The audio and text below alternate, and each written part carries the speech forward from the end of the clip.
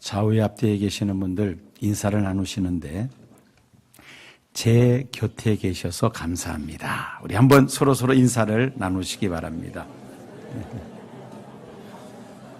감사합니다.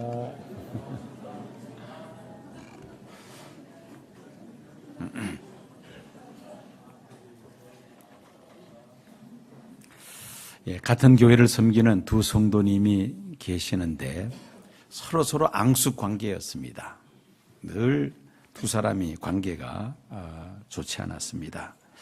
이 모습을 이제 천사가 안타깝게 여겨서 두 사람에게 이런 제안을 합니다.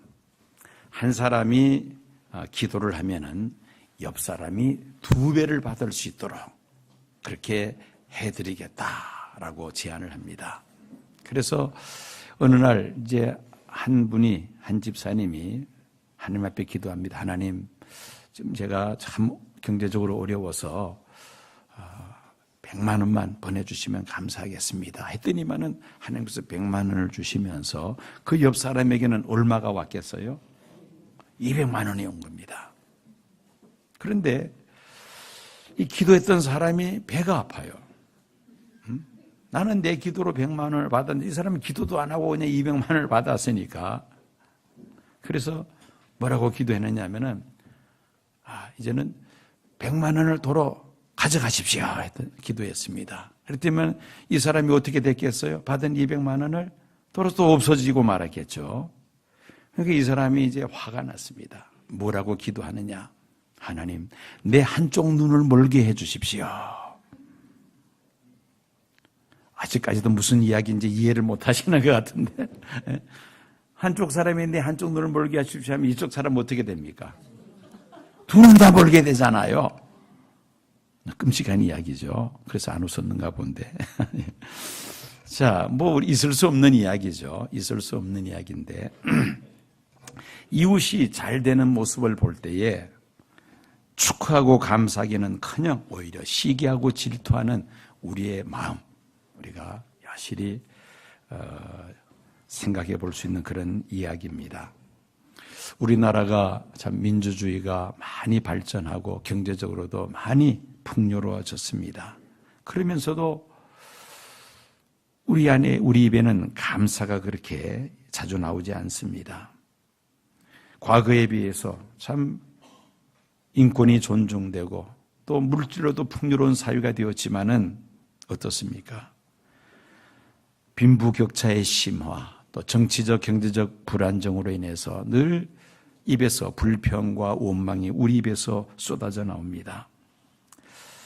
이것을 풍요 속의 빈곤이다, 그렇게 우리가 말해 볼 수도 있을 것입니다. 생활 속에서 우리가 감사하는 마음이 점점 줄어들고 있다는 말입니다. 여러분, 성경을 보면 말세에 나타날 징조 가운데 하나가 감사하지 않는 것입니다. 디모데후서 3장 1절 2절 보면은 너희는 이것을 알라. 말세에 고통하는 때가 이르러 사람들이 자기를 사랑하며 돈을 사랑하며 자랑하며 교만하며 비방하며 부모를 거역하며 감사하지 아니하며 거룩하지 아니하며. 감사하지 않는 것이 바로 말세 징조 가운데 하나라는 말씀입니다. 왜 사람들이 감사하지 않는다고 합니까? 오늘 이 말씀을 보니까 자기만을 사랑하는 이기주의, 그리고 돈을 사랑하는 물질에 대한 욕심과 교만 때문에 사람들은 감사하지 않는다고 말씀합니다. 종교개혁가 마틴 루터는 그렇게 말을 합니다. 마귀의 세계는 감사가 없다. 마귀의 세계는 감사가 없다.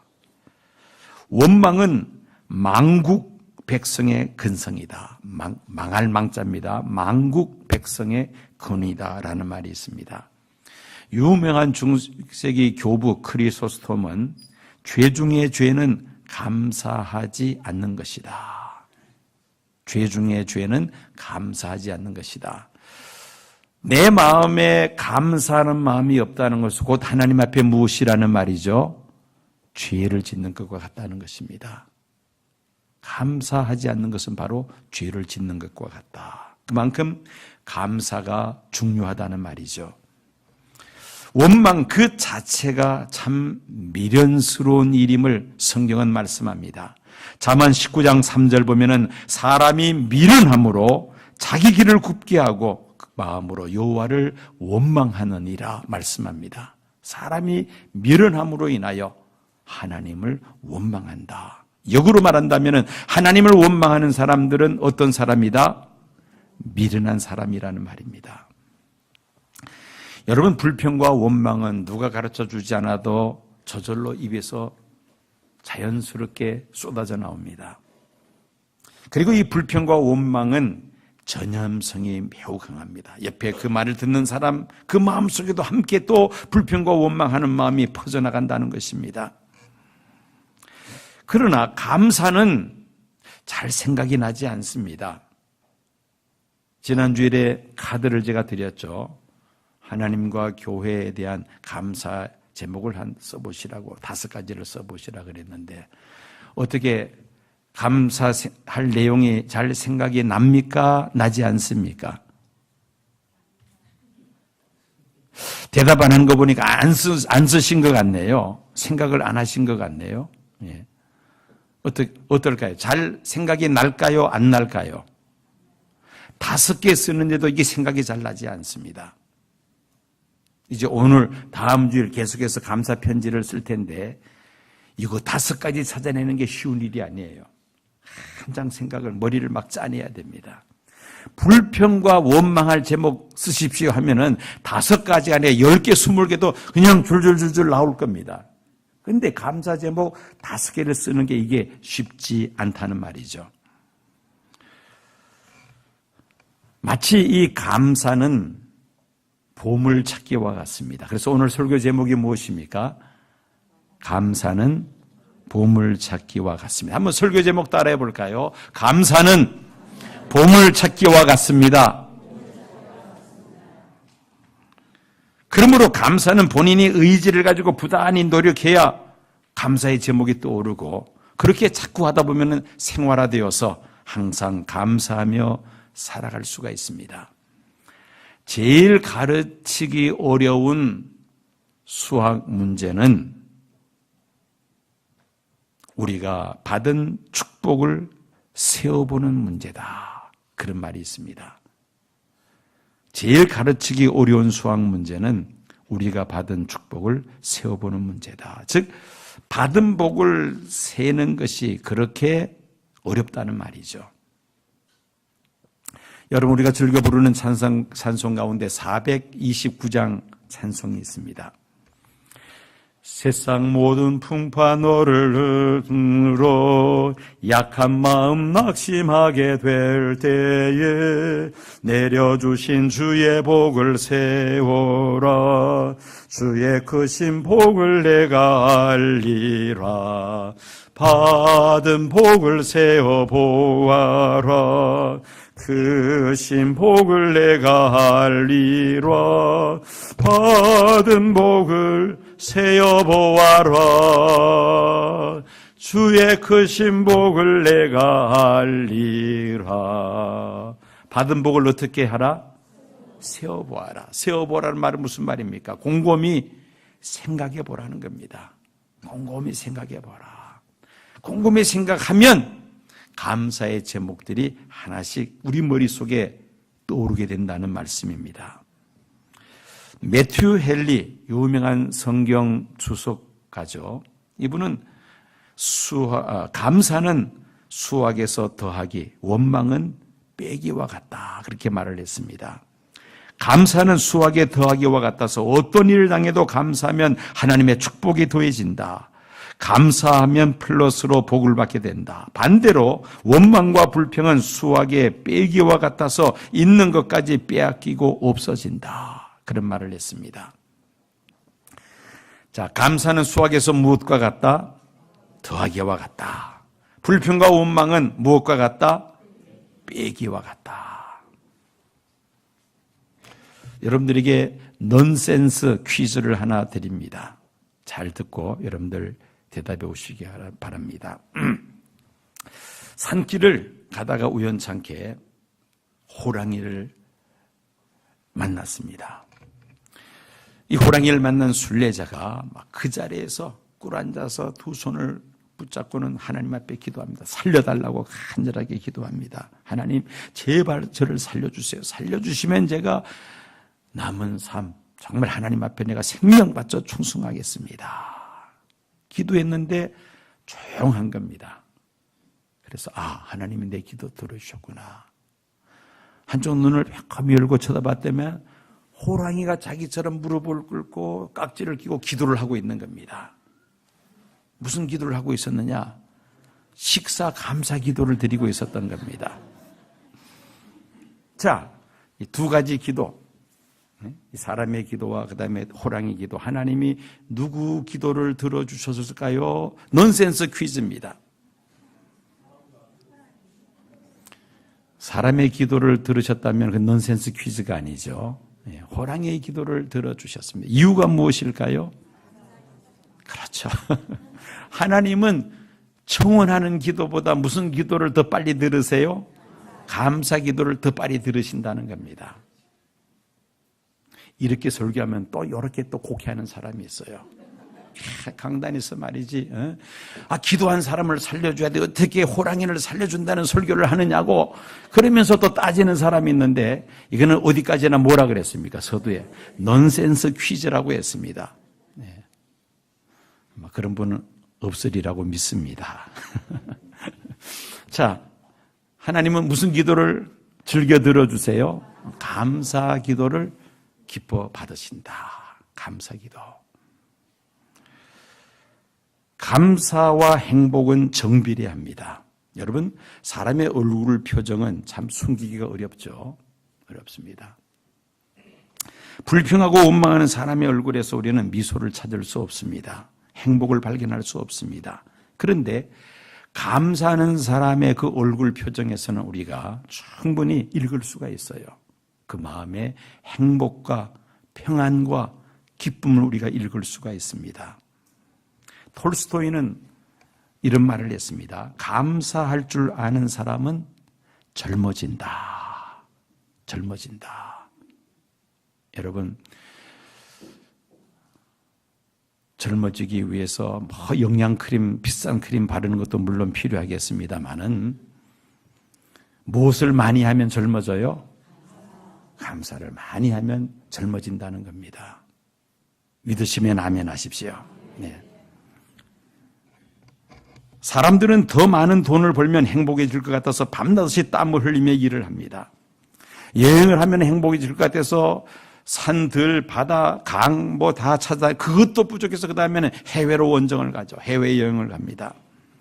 스포츠나 취미생활을 통하여 행복을 누리기를 원하는 사람들은 틈만 나면은 운동장 가서 운동을 하고 또 경기가 있으면 가서 열심히 응원을 합니다. 물론 이런 일들을 통해서 우리가 잠시 동안의 기쁨과 행복을 맛볼 수 있습니다만은, 그러나 그것은 잠시 잠깐입니다. 시간이 지나가면은 더 큰 공허감이 내 마음을 사로잡죠. 행복은 멀리 있는 것이 아니라 감사하는 내 마음 속에 있다는 사실을 우리가 잊어서는 안 될 것입니다. 그리고 감사는 최고의 치료약이기도 합니다. 사고로 다쳤을 때 이제 병원에 가면은 진통제를 쓰죠. 많이 다친 사람들은 진통제를 많이 써야 되고 적게 다친 사람들은 적게 사용합니다. 그런데 1975년 미국의 의학자들이 전쟁 시에는 정반대 현상이 일어난다는 그런 사실을 발견하게 됩니다. 전쟁터에서 싸우던 병사가 포탄이 떨어지면서 중상을 입고 그냥 그 자리에서 쓰러져 버렸습니다. 의식이 돌아왔을 때에 자신이 야전병원에 누워있는 모습을 발견하고는 마음으로 감사합니다. 왜냐하면 자신이 죽지 않고 살아있다는 사실에 대한 기쁨, 그리고 내가 중상을 입었으니 곧 내가 후방으로 이송될 것이라는 그리고 내가 안전하게 될 것이라는 그 생각에 또 마음에 기쁨을 갖는다는 것입니다. 중상을 입은 군인들은 이런 심리 상태로 뇌에서 어떤 특수 물질이 나오느냐면은 엔돌핀이 나옵니다. 이 엔돌핀이 뇌에서 나올 때 마음의 고통만 사라지는 것이 아니라 육신의 고통도 감소된다고 합니다. 그래서 중상을 입은 병사들은 오히려 진통제를 적게 쓰고 경상을 입은 병사들에게는 진통제를 많이 쓴다는 미국의 그 의사들의 보고입니다. 전쟁 시에는 달라진다는 겁니다. 제가 무슨 말을 하려고 하느냐면은 이 감사는 최고의 치료약이 된다는 것이죠. 감사는 마음과 우리의 육체까지도 치유하는 약이 되는 줄로 믿습니다. 감사와 행복은 정비례합니다. 불평하는 만큼 불행해지고 감사하는 만큼 행복해집니다. 감사하는 사람은 자신만 행복한 것이 아니라 다른 사람도 행복하게 만듭니다. 이것을 뭐라 그러죠? 행복 바이러스 또는 감사 바이러스라고 말할 수도 있습니다. 자, 이제 감사를 해야 하는데 감사의 대상을 한번 여러분들 생각해 보시기 바랍니다. 누구에게 감사를 해야 될 것인가? 가장 먼저 나 자신에 대하여 감사할 줄 알아야 합니다. 연세가 80 넘으신 어느 권사님이 무릎이 고장이 나서 참 힘들다고 그렇게 고통을 말씀하시는 이야기를 들었습니다. 그래서 제가 옆에서 그런 말씀을 드렸어요. 80년 동안 무릎을 쓰셨는데 그 무릎이 아프지 않으면 그게 비정상이 아니겠습니까? 제 나이가 60대 중반인데 제가 60대 중반이라고요. 이런 이야기가 나오면은 뭐 반응이 나와야 되잖아요. 예? 정말 맞느냐? 뭐 이런 반응이 나와야 되는데 뭐 당연히 그렇다는 식으로 그냥 입 꾹 다물고 계시는데 제가 좀 실망이 됩니다. 다시 한번 제 나이가 60대 중반인데요. 옳지. 그런데 15년 전에 제가 양 무릎 다 연골 주사를 맞았어요. 왜 그러냐? 양쪽 무릎에 퇴행성 관절염이 온 겁니다. 보기는 이렇게 참 멀쩡해 보여도 세월은 어쩔 수가 없어요. 세월은 어쩔 수 없습니다. 사람의 육체는 노쇠해질 수밖에 없습니다.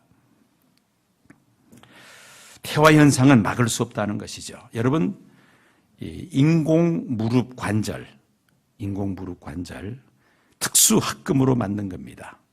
그런데 그 인공 무릎 관절 수명이 몇 년인지 아세요? 20년입니다. 20년.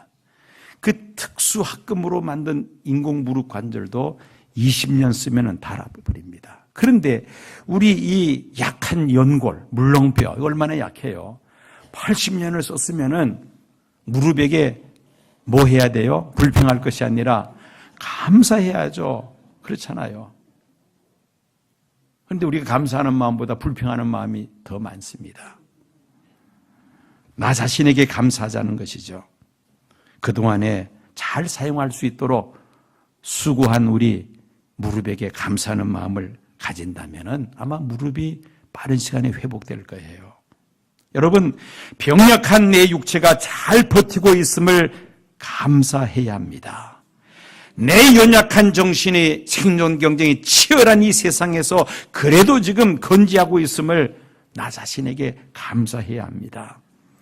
비록 겨자씨 하나일 만한 믿음도 되지 않지만은 온갖 세상 유혹과 시험들을 뿌리치고 이렇게 하나님 앞에 나와 예배 드릴 수 있게 된 것, 나 자신에게 우리가 감사할 수 있어야 된다는 것입니다.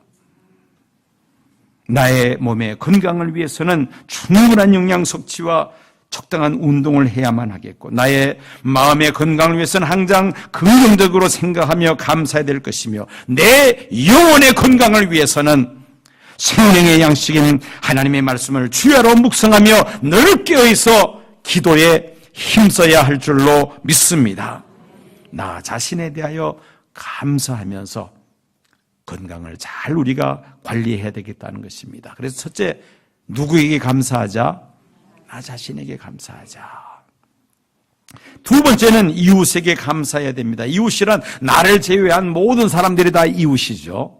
가까운 내 배우자, 부모님, 자녀들, 또 우리 교회 믿음의 형제 자매들, 직장에 또한 사업장에 가시면 함께 일하는 사람들, 또 옆집에 사는 사람들 다 우리의 이웃들입니다. 그들에게 우리가 감사해야 하겠다는 것입니다. 여러분, 이 세상에 독불장군이란 있을 수 없습니다. 내가 존재하는 것이 결코 내가 잘나서 지금 내 스스로 존재하는 것이 아닙니다. 내가 존재하기까지는 나를 낳아주신 부모님이 계시고 그 부모님의 수고가 있었기 때문에 내가 존재하는 것이죠. 누군가 나를 위하여 수고하시는 분들이 있기 때문에 우리의 의식주 문제가 해결이 됩니다. 여러분, 하루 세 끼 밥을 먹는데 여러분들이 직접 농사를 짓지 않아도 하루 세 끼 밥을 먹습니다. 농부들이 논과 밭에서 수고하는 그 수고가 있기 때문에 우리가 하루 세 끼 굶지 않고 밥을 먹습니다. 여러분, 공장에서 옷을 만들기 수고하는 근로자들의 수고가 있기 때문에 여러분들이 계절과 유행에 따라서 이렇게 옷을 입고 이렇게 하나님 앞에 나와 예배 드리지 않습니까? 얼마나 우리 주변에 나를 위해서 수고하는 사람들이 많습니까? 독불장군은 있을 수가 없습니다. 그래서 우리는 늘 우리 이웃에 대해서 무엇을 해야 된다? 감사해야 되겠다는 것입니다. 오늘 이렇게 예배 드리는 것도 우리 교역자들, 직원들, 그 다음에 또 교회 많은 봉사자들의 수고가 있으니까 이렇게 예배를 드립니다. 교회학교 교사들, 우리 찬양대 대원들, 기악부 부원들, 예배위원들, 저기 방송실에 있는 우리 수고하시는 분들, 차량 안내, 또 지금 주방에서는 식사를 지금 준비하고 있습니다. 이런 많은 분들의 서로 수고하니까 이렇게 우리가 주일날 마음 놓고 예배 드릴 수 있는 겁니다. 그러므로 우리는 늘 이웃에게 무엇을 해야 된다? 감사해야만 합니다. 남편이 아내에게, 아내가 남편에게 감사하면 배우자로부터 더 감사할 일들이 넘쳐나게 되죠. 부모님과 자녀에게 감사하면 그들로부터 또 감사 제목이 우리에게 넘쳐나게 될 것입니다. 성도들과 이웃들에게 감사하는 만큼 나에게 행복이 찾아옵니다. 세 번째, 우리는 자연에 감사해야 됩니다. 하나님이 창조하신 이 자연에서 우리가 감사해야 합니다. 지금 이 지역은 낙엽이 이미 맺힙니다만 남쪽에서는 지금 단풍이 또 한창입니다. 산과 들판의 계곡을 아름답게 물들이고 있는 단풍을 보면 마치 한 폭의 그림과 같습니다. 하나님께서 창조하신 모든 피조물들에게 우리는 감사해야 합니다. 해와 달과 별들과 동물과 식물들과 강과 바다와 샘물과 바위와 흙에게 우리가 감사해야 됩니다. 마음껏 마실 수 있는 공기와 또 물이 있다는 것 우리가 감사해야만 합니다. 하나님께서 사람들에게 자연을 다스리고 정복하는 권세를 주셨습니다. 자연을 정복하라는 말이 자연을 파괴하라는 말이 아닙니다. 잘 관리해야 된다는 말이죠. 자연을 잘 관리하고 감사하면 우리는 자연으로부터 복을 받게 됩니다. 그런데 자연을 저주하고 파괴하면 자연으로부터 우리가 그대로 저주를 받게 되어 있습니다. 하나님께서 창조하신 이 자연, 우리가 사랑하고 감사하는 것 우리에게 반드시 있어야 할 줄로 믿습니다. 이제 마지막으로 누구께 감사해야 될 것인가? 가장 중요한 분이 한 분이 있습니다. 하나님께 감사해야 되죠. 오늘 본문의 에베소서 5장 20절을 보면은 범사에 우리 주 예수 그리스도의 이름으로 항상 아버지 하나님께 감사하며라고 말씀합니다. 항상 아버지 하나님께 감사하며 나를 지으시고 또 우리의 모든 이웃과 이 아름다운 자연을 창조하신 하나님 앞에 우리가 마땅히 감사해야만 합니다.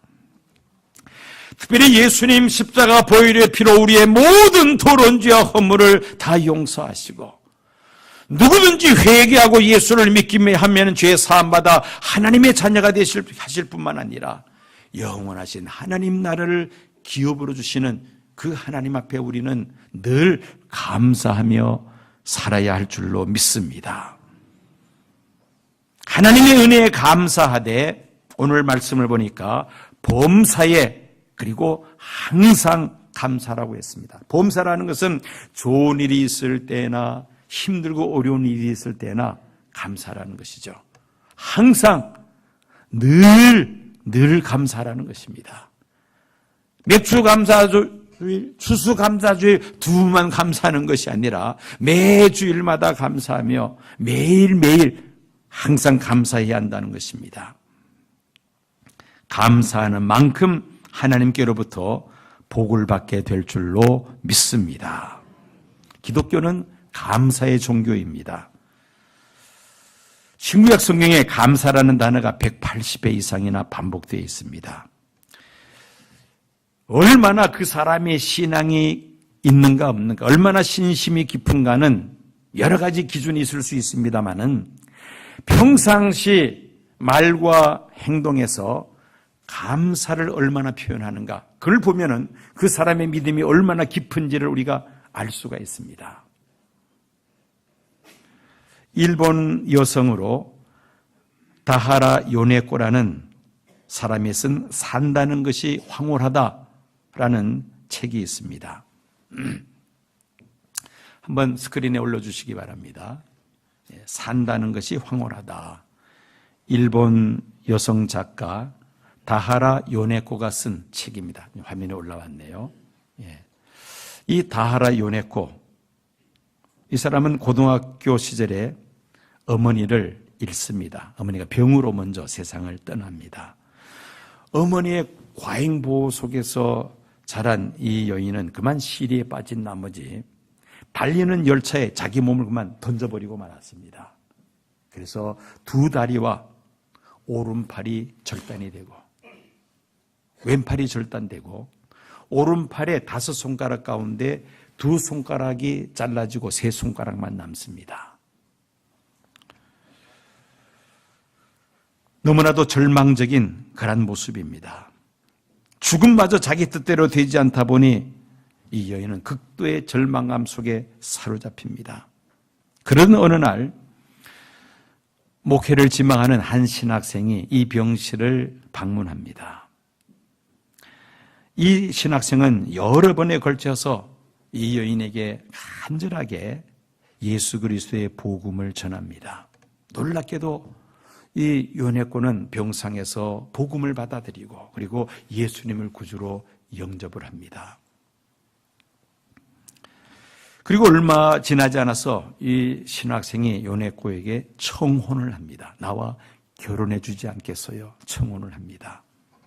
이 요네코는 자신의 처지를 생각하면서 거절을 합니다. 그래서 서로 기도해 보기로 그렇게 서로 약속을 합니다. 어느 기간 각자가 하나님 앞에 한번 기도해 보자.